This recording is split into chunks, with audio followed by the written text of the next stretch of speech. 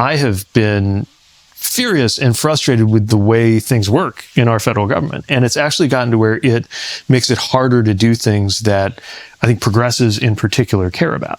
And we've gotten in our own way with these layers of process, layers of procedure, all of them introduced with good intentions, but which collectively have made it almost impossible to do anything. Did you work on that in the private sector? Isn't that what? Yeah. What was that company that you work for? The consultant company, McKinsey. Yeah. And isn't that partially like what governments will hire a company like that to do Doge stuff, right? I wouldn't call it. You're a Doge. Aren't you? You're such a Doge, dude. If Doge was actually about government efficiency, I'd be all for it. But it's not about that. No. What is it about? It's about power.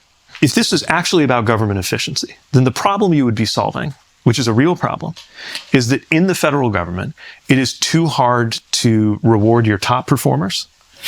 So you could be somebody who could be commanding a multi-million-dollar salary in the private sector, working on something wildly important, but there's just no way that you're getting, you're in your particular pay grade, same as everybody else. And to remove your bottom performance. Like a lot of people who've been in and out of business and government will tell me, like when I was in the private sector and the public sector, actually like the top 10% were pretty much the same, these amazing driven people, but the bottom 10% was completely different because I couldn't do anything about the bottom 10%. Right? So imagine if Doge had come in and they had gone through every department and said, okay, we're going to create a way to reward the top performers. And we're also going to analyze either whose job description is no longer needed or their job performance is not there. And even though it's painful, even though maybe it's politically tough, we're going to show them the door. That would be one thing. But they just sent an email to everybody, many of whom were in fact top performers. People got fired just based on whether you were in a category. But to be clear, probationary isn't like, you fucked up and you're on probation. Yeah, you could start. You could actually be because you were promoted. You could be a 7-year veteran at the FAA and you're probationary.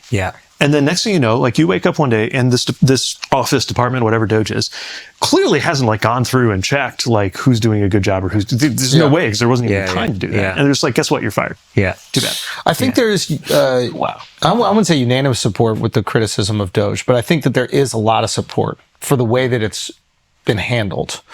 Though I would also say that the idea of an agency that is attacking bloat and excess spending of the government is a bipartisan supported issue as well.